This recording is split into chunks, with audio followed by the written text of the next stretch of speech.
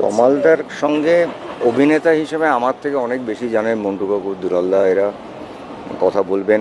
আমার সঙ্গে বেশ কয়েকটা ভালো গুরুত্বপূর্ণ চরিত্র অভিনয় করেছেন, কিন্তু তমালদা এটা এন্ড নয়। মানে তমালদাকে নিয়ে আমরা একটু আগে উপরে গল্পই বলছিলাম, এবং আমরা জানি যে মানুষটা চলে গেছেন, কিন্তু তার গল্প করা মানে 80 ভাগই আমার হাসতে হাসতে চোখে জল এসে গেছে। কারণ আমাদের কারোর মনের দুঃখ হলে, কষ্ট হলে তমালদাকে ফোন করলে মোটামুটি এটা ফোনেও 15 মিনিট আমাদেরকে হাসাতো।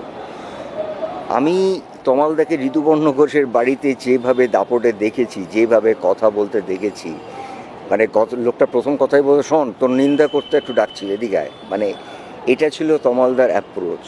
একটা কালারফুল মানুষ ছিলেন। আমি যেটা বারবার বলি, আমি একটু আগে অপুর সঙ্গে কথা বলছিলাম, মানে অপুর থেকে বেশি সিনেমাতে বোধহয় আমি অভিনয় করেছি শুভেন্দু বাবুর সঙ্গে।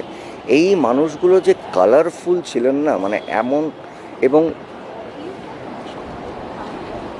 কোথায় বসছেন, কি খাচ্ছেন, কোথায় আর ট্রু সেন্সে একটা একটা মানুষ, মানে শুধু লম্বা চওড়া ছিলেন না, মানে এত বড় একটা হৃদয় ছিল। মানে আমি দায়িত্ব নিয়ে বলতে পারি যে মানে কোথাও একটা জায়গায় তমালদা থাকলে আমরা বলে চলে যেতাম, তমালদা এই প্রবলেম আছে, একটু লক্ষ্য রেখো। সেইটা উনি রাখবেন, কিন্তু তার সঙ্গে উইট।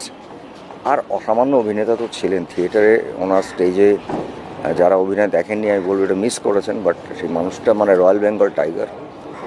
কিন্তু আমার মনে হয় তমালদার গল্প আমাদের কাছে না ঠিক মানে থেকে যাবে, কারণ আমরা তমালদাকে নিয়ে এমনিতেও দেখা হলে মানে 10টা কথার মধ্যে 8টা কথা ওনার এক্সাম্পল দিয়ে, এবং কাউকে ছেড়ে কথা বলতেন না। মানে ওনার ছেড়ে মানে এমন কোনো লোক নেই যাকে আমরা লেকপুল করতেন না, এবং সেটার মধ্যে এত মজা, এত আন্তরিকতা।